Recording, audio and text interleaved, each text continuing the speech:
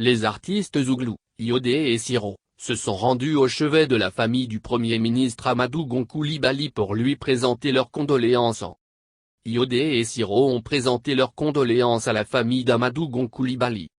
Les talentueux et célèbres chanteurs Zouglou, Iodé et Siro, ont été au cœur d'une vive polémique après la sortie fracassante de leur nouvel album intitulé '' Héritage '', dans lequel ils sont sans pitié pour le régime Ouattara. Ayant déjà critiqué les présidents Henri Konan Bédié et Laurent Gbagbo dans leurs précédents albums, ils ont dédié une chanson spéciale au président Alassane Ouattara et à son gouvernement. On dit qu'il n'y a pas d'argent au pays et tu dis que l'argent travaille. Mais l'argent, ça travaille pour qui? Plus de 60 ethnies dans notre pays, tu vas durer de chaussée jusqu'au dernier étage, du gardien au directeur, ce sont les Bakayoko ou bien les Coulibaly seulement qui mangent. Le pays est endetté.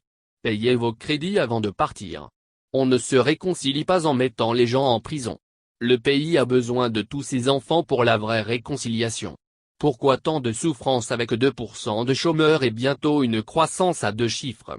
Telles sont les paroles de la chanson à succès '' On dit quoi ' de Iodé et Siro. Même s'ils sont félicités par des opposants politiques au régime Ouattara, les partisans du RHDP, eux, expriment leur déception devant la nouvelle production des enfants de Trasheville Batanicro. Doumbia Major, cadre du RHDP, a, lui, suggéré que les 2 artistes soient traduits devant les tribunaux.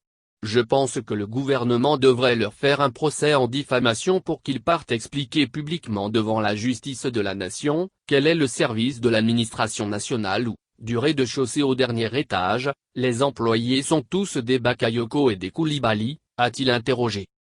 Alors que de nombreux observateurs évoquaient une mésentente entre le RHDP et Iodé et Siro, les chanteurs, eux, viennent de prouver le contraire.